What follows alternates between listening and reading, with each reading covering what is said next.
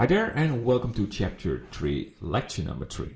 So in the previous lecture we talked about materials in the real world, why some materials look rough and some of them reflective. And in this lecture we talk about materials in the CG world, so the computer generated 3D world. And that word's totally different, of course, because we human create these materials. We are sort of a god, and we visualize the world. Not really God, but sort of. This is the overview. So materials in 3D scenes. We talk about different types of texture maps. So what you see is not only an image, but there are more maps behind the material. So, and that is the diffuse map, the roughness, the normal map, the displacement map, extracting the maps, and the PBR workflow. I will also spend a little time on the ambient occlusion map, but because we will not use it in the workflow, I didn't include it in this overview. Alright, so materials in 3D scenes. In short, a material defines the artistic qualities of the substance that an object is made of. So in other words, in the real world, it is what you see is what you get.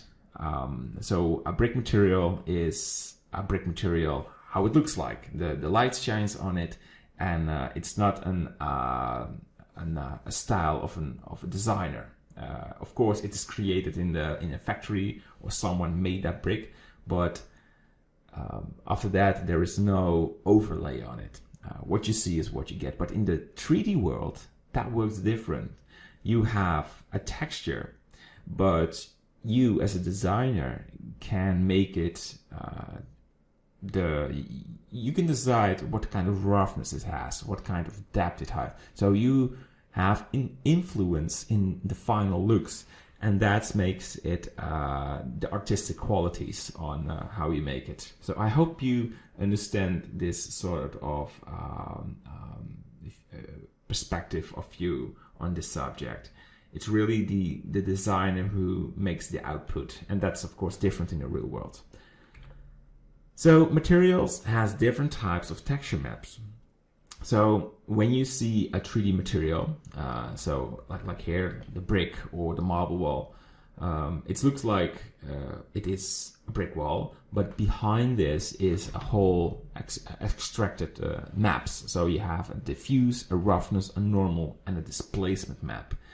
And in short, you start with the diffuse, then you add the roughness, so you decide where the reflective parts are and where the diffuse parts are. Then you have a normal map. This fakes the sort of a depth without make this sphere higher resolution. So the normal map is an optimization and it adds depth, and the displacement map actually really deforms the object, so it looks way better, but it also needs way more calculation to make it. So it has benefits and downsides. So we go a bit more into the diffuse map. A diffuse map is a good diffuse map or albedo map shouldn't have any shadows. So it's only color, and it shows you how the texture looks like. That's a diffuse map, and you always start with it. So when you have your object, you import your diffuse map into the color input. That's like the start. Then we have the ambient occlusion map. For this course, we will not use this map because it's a specific real-time render map. So for Eevee, if we have this course fully in Eevee, the ambient occlusion map should be great because it includes all the shadow information, and you can avoid high calculation with high detailed meshes. You just add the shadow map, and it looks like there is a lot of shadow in the map. But because we work with cycles, we have a ray tracer, and the ray tracer reproduces the shadows as well, so we don't need this. If you have questions about it, if I missed something, just ask me and we will go into that. The ambient occlusion map is also great for Unity and the Unreal 4 engine. Alright, then we have the roughness map. So this map shows the reflective parts and the diffuse parts. So the black in this image is reflective and the white is diffuse. And this is the sand map. This is used for the sand texture. So this should be very, very diffused. There are some parts in the texture are reflective, and you can think about some little rocks or pebbles, and these are reflective, but the main texture is diffuse. So that's why it's so very bright and white. Then we have this normal map, and you can see it a bit better. So why is it purple? Well, this is a lighting map, so it knows exactly from which direction the lights come from. It is extracted from a high resolution texture scan, and that's why we know exactly where all the light and shadows are. And when we go back, you can see in this image a sort of, in this part it looks really flat, and there it looks like it's a very high detailed piece of terrain, but in fact it has the same resolution of the mesh. So let's say if this mesh has 100 vertices, this one has 100 vertices as well, but because of this map it fakes the light resolution. It's an amazing map, and we use it for almost everything in the course. So that's the normal map. Then we have the displacement, and this is for the height in the sea. So wide areas are low, and the darker the color, the more depth in your model. When we go back, you can see this. It's really transforming the object. And if you have a close up from an object, let's say the terrain from the sand, and you only have a normal map, you will definitely see it is not high resolution. So normal map looks good for a distance view, but when you get really close, you absolutely need a displacement map. It costs a lot of render time, but it's worth it, and we will use it in the scene. So you maybe think, where do we get all these scans and how is it created? Well, for this course, we will use all the environment textures, or the texture scans, from Texture Haven. I host this platform together with Greg Saal. He is taking care of the HDRIs, and I create the texture scans. So if I click it, you can see there is a source for all types of terrain maps, and there are bricks included and whatever you like. It's not a huge library, but what we offer is very high in quality. So, and I know exactly how all these scans work and for what kind of purpose they are needed for. So all the scenes we create, from the windmill scene to the lighthouse or the castle, we use this platform and we get the most out of it.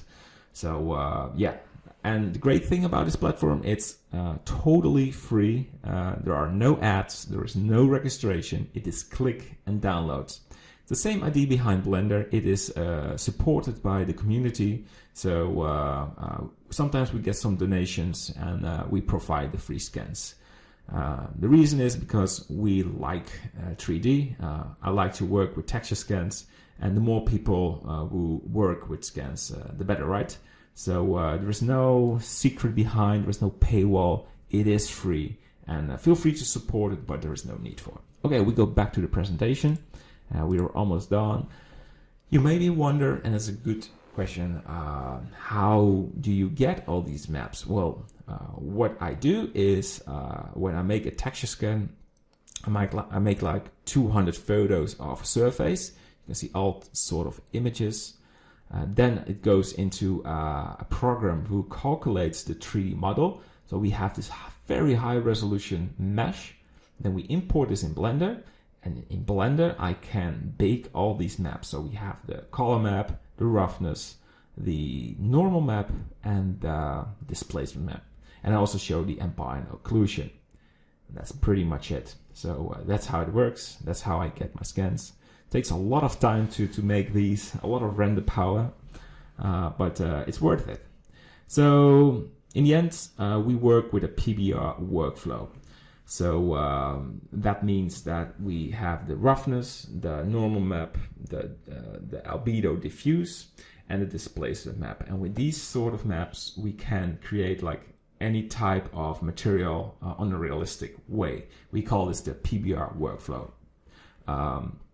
Years ago, you only used a color texture and a normal map, and you did some with roughness, but it was not really convincing. But nowadays, Blender is handling this amazing with the new principled shader, which has all the inputs for the roughness map, the normal map, and you can easily create good looking materials. So we use a high quality source, Texture Haven, and we also have the HDRIs from the HDRI Haven website. So this platform is also totally free. And this way we can create wonderful environments. All right, this is a sort of quick introduction of materials in the CG world. And in the next lecture, we actually gonna start with creating something. And we are working with nodes in Blender. Nodes is how you create a material, but I will go very slowly into this. So if you are new, don't feel afraid. We get there, and we start with very simple colors, and we're going to mix these so we get some nice looking results. All right, I hope you liked it, and see you in the next lecture.